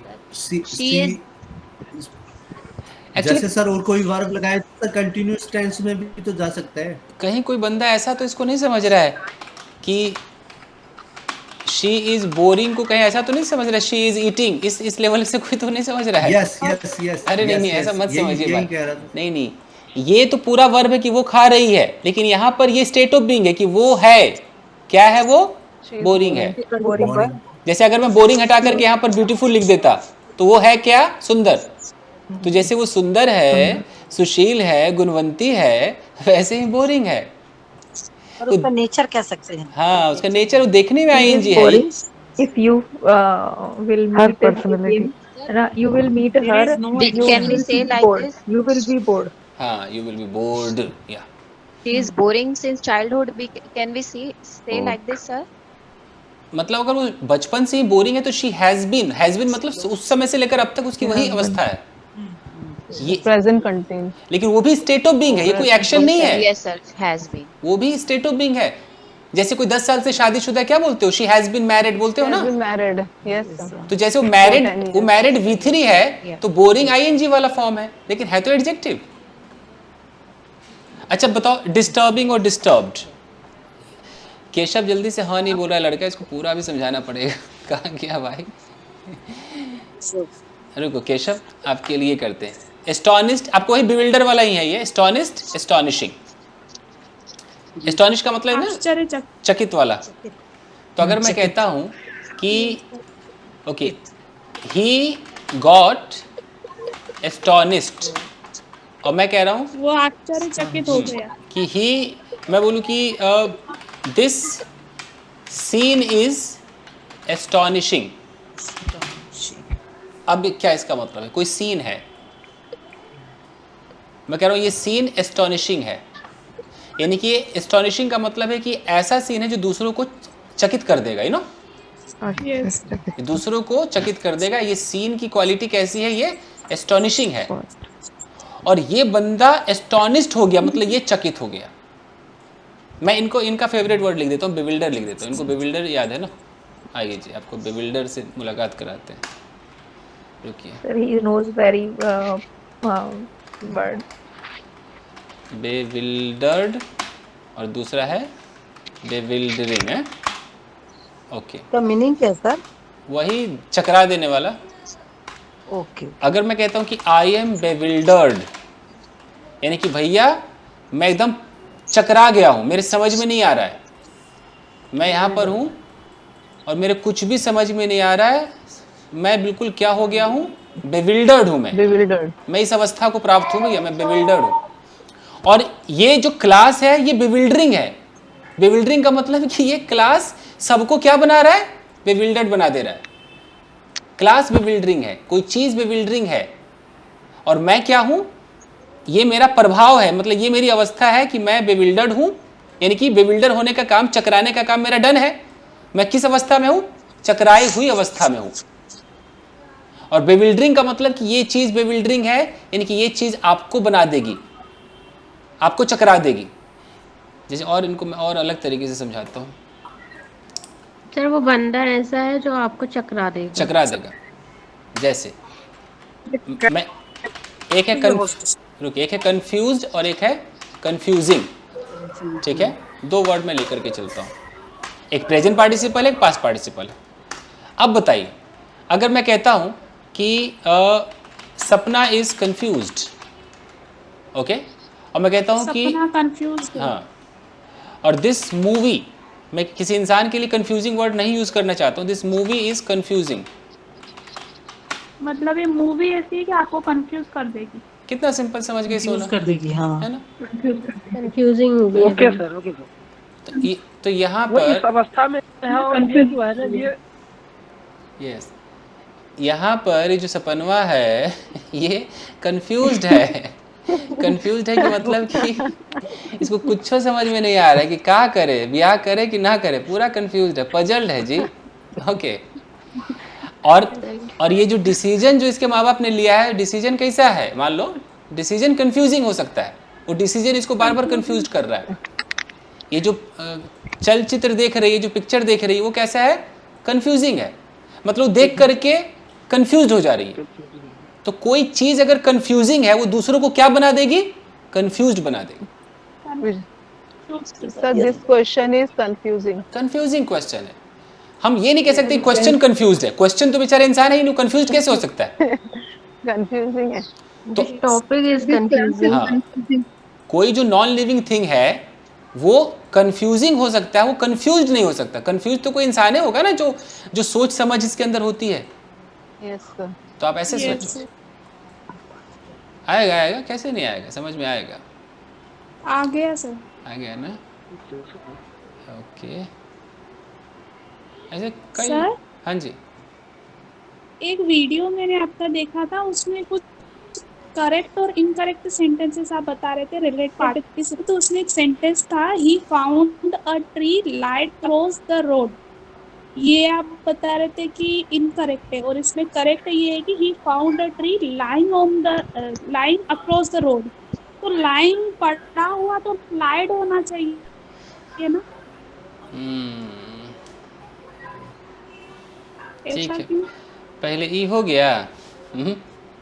ये जो इतना लिस्ट लाए ये हो गया। ये Can we say like this? Yesterday class was so confusing So and I got confused. yes, Yes, sir. एकदम करेक्ट, एकदम करेक्ट। तो बताइए, ये फ्राइटन और फ्राइटनिंग का कोई एग्जांपल दे सकता है? डरा हुआ व्यक्ति और एक व्यक्ति जो फ्राइटिंग मीन्स जो डरा देगा आपको। हाँ जी, I am frightened. ऐसी चीज जो आपको डरा दे। After seeing that frightening person, I got frightened. जी बिल्कुल सही है। frightened seeing the ghost और this movie is frightening. तो बताइए कि घोस्ट फ्राइटेंड होगा कि घोस्ट फ्राइटनिंग होगा? Sir, frightening. फ्राइटनिंग वो सर वो तो डराने वाला ही होगा ना। वो जो उसे देखेगा, हो सकता है will see that. अपने से senior If we see a ghost, we are frightened. Yes. After watching the movie, I got frightened. Yeah. And this movie is frightening. Frightening. Yes, yes. ठीक है, तो बताइए फ्रस्ट्रेटेड और फ्रस्ट्रेटिंग का difference. She is so frustrating person. After talking that, I got frustrated. Frustrated मैं frustrated हो गया, और ये किसी की पर्सनालिटी हो सकती है कि कोई व्यक्ति का नेचर कैसा है, बड़ा फ्रस्ट्रेटिंग है, ये दूसरे को क्या बना देगा, फ्रस्ट्रेटेड बना देगा। जी ठीक। अब है कि हम आम जिंदगी में जो गलत बोलते हैं वो गलत ऐसे बोलते हैं, और सारे लोग बोलते हैं, पढ़े लिखे लोग बोलते हैं। अब तो कोई कहता है ना कि पढ़ा लिखा, तो मैं एक ही चीज़ मानता हूँ कि डिग्री है उसके पास बस, ठीक है। पढ़ा लिखा मतलब you just have a degree. Language एक अलग चीज़ है, माफ़ कीजिएगा, बट लैंग्वेज एक अलग चीज़ है। तो जैसे कि बंदा कहता है हे आई एम कन्फ्यूज, बहुत देख लेना, वो कन्फ्यूज नहीं बोलेगा, वो क्या बोलेगा, अरे यार मैं तो कन्फ्यूज हूँ, है ना, वो ड तक जाएगा ही नहीं, वो ज तक ही रह जाएगा, दुनिया भर का बंदा ये बोलता है, तो महागलत इंग्लिश है भाई। उसको क्या बोलना चाहिए, ऐसा बोलना चाहिए आई एम कन्फ्यूज, ये है। उसी तरीके से यार उसका मोबाइल तो स्विच ऑफ था, स्विच ऑफ नहीं था भाई, स्विच ऑफ था, ये है करेक्ट इंग्लिश। लेकिन बंदा क्या बोलता है, हिज मोबाइल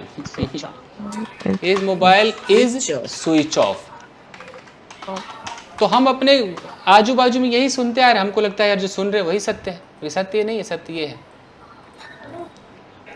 ठीक है। इसीलिए अगर दुकान बंद है तो क्या बोलेंगे कि द शॉप इज क्लोज्ड, ये है जी। ओपन के साथ एक प्रॉब्लम ये है कि ओपन, खाली ओपन भी अपने आप में एक एडजेक्टिव है, तो जब ये पहले से एडजेक्टिव है तो उसको बनाने की जरूरत नहीं। अगर बना भी दोगे तो कुछ बिगड़ेगा नहीं, ओपन भी करके आप बना सकते हो, लेकिन ओपन अपने आप में एडजेक्टिव का भी काम कर रहा है। जैसे मैंने कहा ना ब्यूटीफुल अपने आप में एडजेक्टिव है, तो ओपन अपने आप में एडजेक्टिव भी है। इसलिए दोनों ही सही है, शॉप इज ओपन और शॉप इज ओपन। हाँ जी, दोनों सही है, लेकिन चूंकि पहले से एडजेक्टिव है तो लोग इसका थर्ड फॉर्म क्यों बनाएंगे, नहीं बनाना चाहते। जब पहले से अगर आपके पास कोई चीज़ है अवेलेबल, तो आप ज़बरदस्ती क्यों खेलेंगे उसके साथ। तो इसीलिए किसी किसी दुकान में बोर्ड ऐसे देखा होगा आपने, बोर्ड लगा रहता है, एक ऐसा लिखा रहेगा, ओपन ही होता है, ओपन ही करेगी। एक जगह क्लोज्ड लिखा होगा, इसको पलट दोगे तो वहाँ पर ओपन लिखा रहता है, ओपन लिखा रहता है। तो ये है मोस्टली ओपन आई सीन है। हाँ ओपन, क्योंकि ओपन अपने आप में खुद ही एक एडजेक्टिव है। यस राइट है ना, तो इसको अलग से ईडी लगाने की क्या जरूरत है। ओके गाइस, चलिए तो ओके, कितना टाइम हुआ, कुछ अखबार की कटिंग है, आप पहचान पाएंगे क्या है, कुछ कटिंग दिखाओ। यस सर, सर स्टार्ट में बताइए ना एक सेंटेंस। स्टार्ट में जैसे ऐसा स्टार्टेड रनिंग, ऐसा क्या कहना चाह रही है, पूरा बोलिए संगीता। सर स्टार्ट वर्ब में, स्टार्ट वर्ब में स्टार्टिंग। सर ये स्टार्टेड और स्टार्टिंग बोल रही है। ओके, क्यों संगीता। हाँ तो कोई कैसा वर्ड में लिखूं, स्टार्टेड वर्क, शुरू किया हुआ काम, वर्क ऑलरेडी स्टार्टेड है, क्या बोलूं मैं, कुछ समझ में नहीं, क्या लिखूं मैं स्टार्टेड में। सर जब स्टार्टेड किसी भी चीज के लिए यूज करते हैं, started scooty, started car sir, we can say. जैसे किसी चीज़ को जब स्टार्ट कर देते हैं, मान लो हमने स्टार्ट कर दिया, तो जब वो स्टार्ट हो चुका होता है तो उस समय यानी कि वो या तो रनिंग पोजीशन में है या वो ऑन है, एक अलग से हम उसका नाम लेते हैं ना कि मशीन ऑन है। जैसे हमने मशीन को स्टार्ट कर दिया, अब ये कह रही कि क्या मैं ऐसा बोल सकती कि स्टार्टेड मशीन है, ये ऐसा कहना चाह रही है। लेकिन जब मशीन को स्टार्ट कर देते हैं, ये स्टार्टेड बिजनेस है, नहीं ऐसा कोई बोलेगा नहीं, मुझे लगता नहीं है। स्टार्टेड या तो बोलेगा कि हाँ भाई I have started a business, now it is my business is running, या एक रनिंग बिजनेस है, ऑन गोइंग बिजनेस है, कुछ ऐसा कोई बोलेगा। स्टार्टेड बिजनेस ऐसा कोई बोलेगा नहीं। स्टार्टेड मूवी मतलब जैसे मूवी अगर स्टार्ट कर दी है, मतलब वर्ब की तरह, तो इसका लोग काफ़ी इस्तेमाल करेंगे कि मैंने मूवी स्टार्ट कर दिया, have started working, started movie. But अगर मूवी चल रही तो मूवी इज गोइंग ऑन, ऐसा कोई बोलेगा नहीं कि सर। हाँ जी बोलिए। सर एडवेंचर एंड एडवेंचरस दोनों के अंदर डिफरेंस क्या है? अगर कोई चीज़ एडवेंचरस है तो यानी कि इस कोई चीज़ एडवेंचरस है यानी कि इसकी क्वालिटी बता रहे हैं ना, इसके बारे में बता रहे हैं कि एडवेंचरस है ये, जाओ यहाँ पर, जाओ एडवेंचर करो, जाओ एंजॉय करो यहाँ पर। Skiing is adventurous sport. We can say this movie is adventurous. अगर एडवेंचर से रिलेटेड है तो बोल दो एडवेंचरस, लेकिन एडवेंचरस हम वहाँ यूज़ करते हैं ना कि जहाँ पर आप जाके एडवेंचर करते हो, तो मूवी एडवेंचरस कैसे हो सकती है? जैसे sir bungee jumping is adventurous. हाँ, मूवी फुल ऑफ एडवेंचर हो सकती है, एडवेंचरस कैसे हो जाएगी? मतलब मूवी के अंदर जाके आप एडवेंचर कैसे करेंगे? कोई जगह होगी ना एडवेंचरस। एडवेंचर एक मतलब एडवेंचरस वो चीजें होंगी जिसको आप एडवेंचर के लिए तो खुद को कुछ दिखाना पड़ेगा ना करके। कुछ वहाँ एडवेंचर वाली चीजें होंगी ना, उछल कूद, एडवेंचर, पैरास्लाइड राइडिंग इज वेरी तब हो सकता है adventurous. Horse riding. Fine guys, मैं कुछ न्यूज़पेपर की आपको कटिंग दिखाता हूँ, ट्राई करना, पहचानना कि वो प्रेजेंट पार्टिसिपल है या वो ये है आपका जेरेंड है। देखते हैं, कोशिश करते हैं। I am disturbing this activity. चलिए देखिए यहाँ पर न्यूज़पेपर को, आई थिंक ये को बड़ा कैसे करें।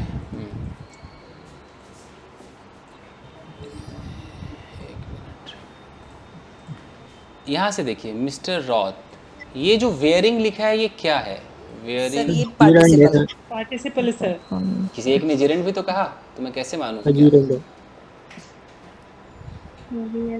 पूरा यहाँ तक पढ़ के देखिए, क्या पता कुछ समझ में आ जाए।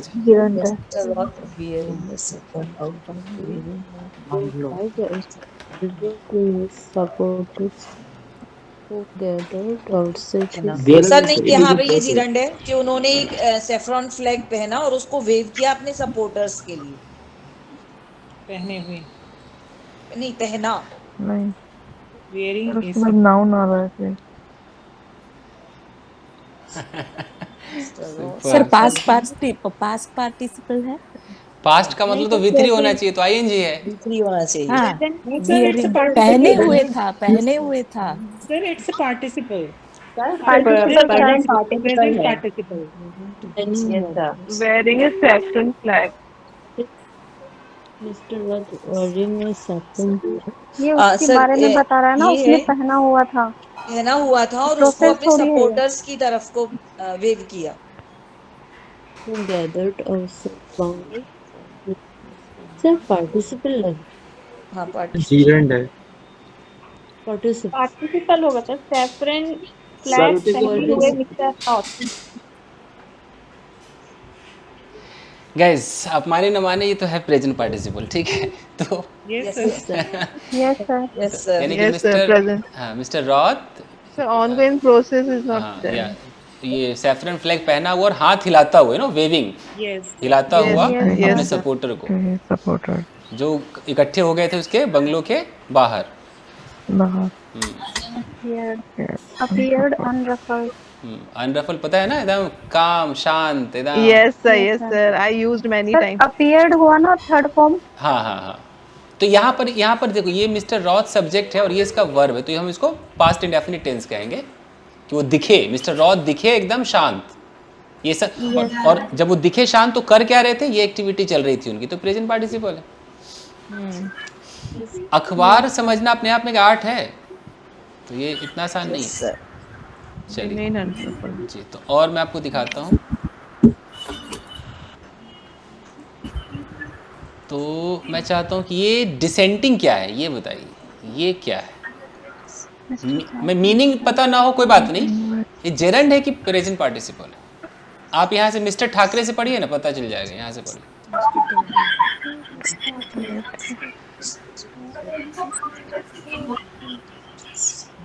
Present participle. Present participle dissenting voice. Yes voice. तो देख, कोई वीडियो चला रहा है कि हंसता हुआ कोई वीडियो बंद कर लीजिए। किसी के बंद कर लीजिए। देखिए डिसेंटिंग वॉइस मतलब वॉइस, अगर वॉइस हमारा नाउन है तो ये ऑफ कोर्स ये एडजेक्टिव है, तो ये क्या हो गया प्रेजेंट पार्टिसिपल। डिसेंटिंग, डिसेंट का मतलब होता है ना कि आप नहीं मानते हैं, आप खिलाफ चले जाते हैं ना, डिसेंट करते हैं, विरोध करना सर। विरोध करना। तो डिसेंटिंग आवाज विरोधी, विरोधी। No, defeat is different. तो ये प्रेजेंट पार्टिसिपल है। ओके जी, डिफीट मींस हराना। हराना। ओके। और देखते हैं कुछ मिल जाए। आप याद कीजिए कि आपका जो जेरेंड वगैरह है, मैंने कहा था प्रेपोजिशन के बाद भी लगता है, देख रहे हो, ऑन के बाद। कीप ऑन फाइटिंग, लड़ते हुए, मतलब लड़ाई जारी प्रोसेस दिखा रहा ना, लड़ रहे थे। जैसे यहाँ ये आई से पढ़िए, आई से, आई विल नॉट बाउ बिफोर, मैं किसी के आगे झुकूंगा नहीं, बाउ मतलब झुकना, बट कीप ऑन फाइटिंग, लड़ता रहूंगा, लड़ाई जारी रखो। हाँ, नेवर लीव द सेना, सेना कभी सर इट इज जेरेंड। अच्छा, अब यहाँ पढ़िए तो ये रिमार्किंग क्या कह रहा होगा, ये रिमार्किंग क्या है, ये क्या जेरेंड है?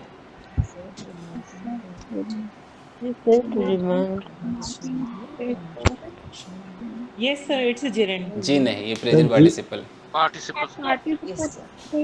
रिमार्क करता हुआ, उसने कहा रिमार्क करता हुआ, रिमार्क करते हुए, या। देखिए अखबारों में ना प्रेजेंट पार्टिसिपल है। तो अब जब आप अखबार पढ़ोगे तो आप इस नज़र से आप देखना शुरू करोगे, तब और इजी हो जाएगा। फाइटिंग इज जेरेंड ना सर, ऑन फाइटिंग कहाँ पे है, कहीं लिखा है क्या, कहाँ है? वॉइस ब्रेकिंग कोथा है भाई, इधर कहीं है sir. Keep on fighting, keep on fighting. अच्छा ये हाँ ये तो जेरेंड है, क्योंकि प्रेपोजिशन के बाद आ रहा है तो पक्का जेरेंड है, तो ये तो जेरेंड। ओके, और देखते हैं। डिसेंटिंग हो गया। देखिए अब पास्ट पार्टिसिपल देख रहे हैं, सीज्ड बाय, अभी मैंने पढ़ाया था ना। Yes sir. रिटन बाय, दुनिया भर के बाय, तो देखिए सीज्ड बाय आ गया ना, कैश सीज्ड बाय, यानी कि वो कैश जिसको सीज किया गया, ईडी ने सीज कर दिया, ईडी के द्वारा सीज किया हुआ कैश, सीज कैश। तो ये अखबारों में वही आता है एग्जैक्ट जो मैंने आपको पढ़ाया है। और आप किताब कॉपी में पढ़ेंगे कि पास्ट पार्टिसिपल मिल जाए, बस वो कहते हैं ना कि मुंह उठा के छोड़ देगा, समझ रहे हैं? किताब कॉपी में पूरा नहीं मिलेगा, अखबार पढ़ा कीजिए। किताब कॉपी में खाली बोहनी कराया जाता है। आइए, अब ये ऑन गोइंग, ये प्रेजेंट पार्टिसिपल होना चाहिए। नहीं प्रेजेंट पार्टिसिपल होना चाहिए ना। चलता हुआ, कोई चीज ना ऑन गोइंग है, चलता हुआ 44th chess olympiad, yes sir, this is a present participle. ये प्रेजेंट पार्टिसिपल है ना, चल रहा है ना, प्रोसेस में है कोई चीज। Yes sir. वो वाला प्रोसेस नहीं है, जेरेंड वाला प्रोसेस है कि इस चीज को करना मुश्किल आसान, वो नहीं है, ये कि चल रहा है। Yes yes, on going, on going. इसमें ये रिकॉग्नाइजिंग रिक्वेस्टिंग क्या है, इसको पढ़िए। रिकॉग्नाइजिंग हिम एंड रिक्वेस्टिंग, इसको यहाँ से पढ़िए। ये क्या है, ये प्रैग्नंधा पढ़ा ही नहीं जा रहा है, प्रैग्नंधा, कोई किसी का नाम लग रहा है, मुश्किल नाम है।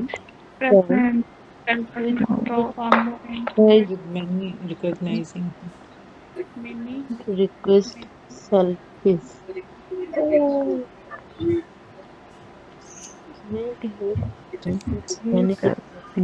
present participle sir, present participle.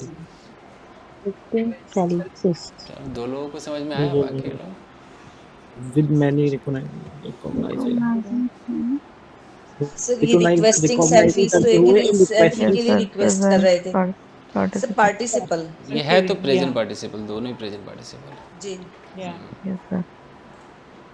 तो देखिए अखबार में कितना खतरनाक लिखा रहता है।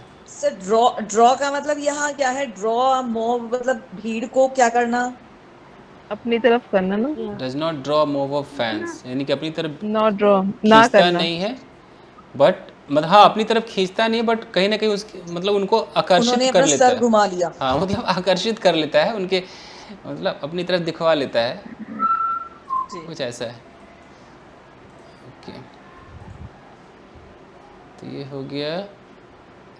अच्छा, यहाँ पे ग्रोइंग क्या कह रहा होगा? ग्रोइंग। Dreaming to. और ये टेकिंग क्या कह रहा है? ग्रोइंग और टेकिंग। सर टेकिंग जेरंड है, सर टेकिंग। और ये ड्रीमिंग, ड्रीमिंग भी टेकिंग तो सर ये जेरंड है। पार्टिसिपल है सर। और ये ड्रीमिंग क्या है? Growing up. Present participle. ये भी तो है आईएनजी। ड्रीमिंग, ड्रीमिंग को भी उठाइए। Growing up, dreaming to make it big in chess. I present participle है।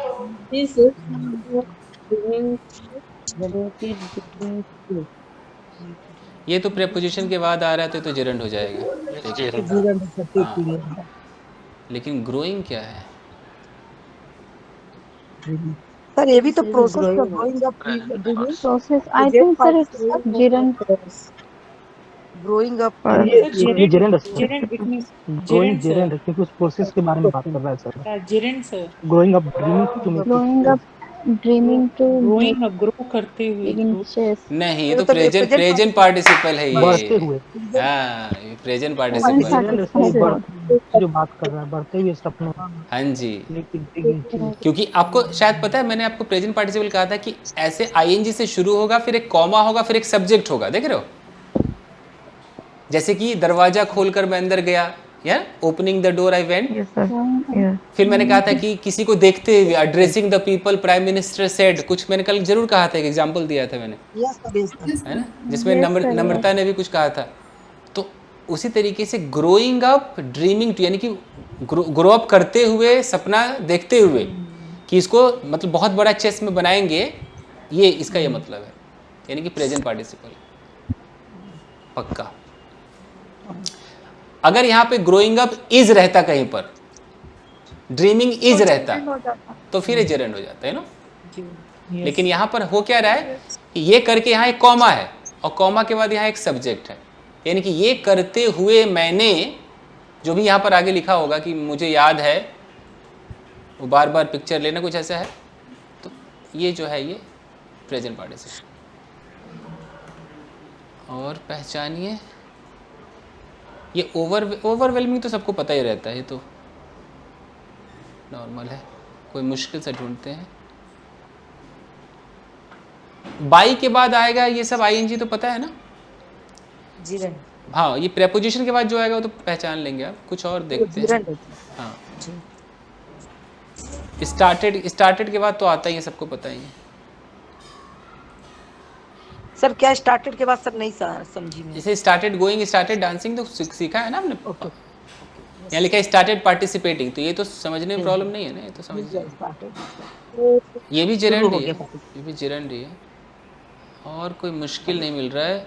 हाँ, ये प्लेइंग डेज और एनकरेजिंग क्या है, ये बताइए। एक minute sir, playing days, okay, wait playing days. यहाँ से पढ़ सकते हैं, यहाँ से पढ़िए। सर प्रेजेंट पार्टिसिपल खेलते हुए, प्रेजेंट पार्टिसिपल,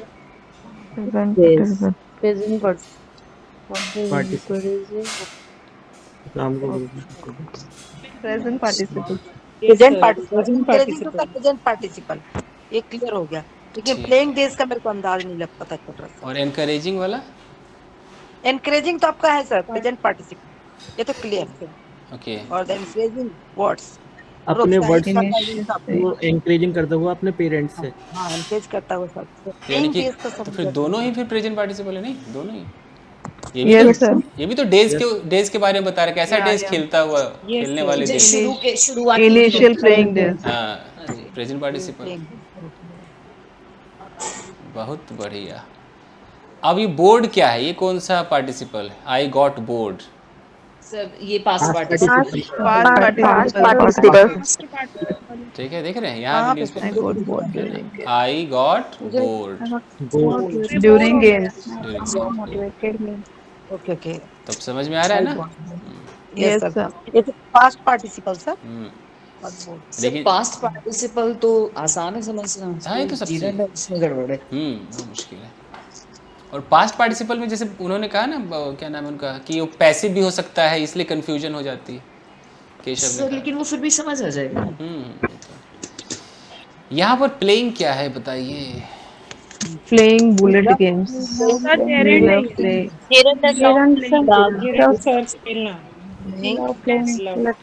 प्लेइंग के बराबर में ना। एक तो लव के बाद आ रहा है तो समझ में आ रहा है जेरेंट ही होना चाहिए ना। वी लव प्लेइंग, है ना? हमें वी पसंद- लव वो एंजॉय हाँ। लव तो प्लेइंग आता है, तो जेरेंट आता है। जेरेंट है। लव और लाइक के बाद जेरेंट आता है। क्या लव और किसके बाद? लाइक के बाद कहीं कहीं इन्फिनिटिव भी आता है, इन्फिनिटिव भी आता है लव कहीं। Like mind. अच्छा पॉजिंग क्या होगा? ये पॉजिंग जो लिखा हुआ है, पॉजिंग पार्टिसिपल वो रुका थोड़ी देर के लिए सर। नहीं जो है एगो रोकते हुए जी प्रेजेंट पार्टिसिपल। Present participle.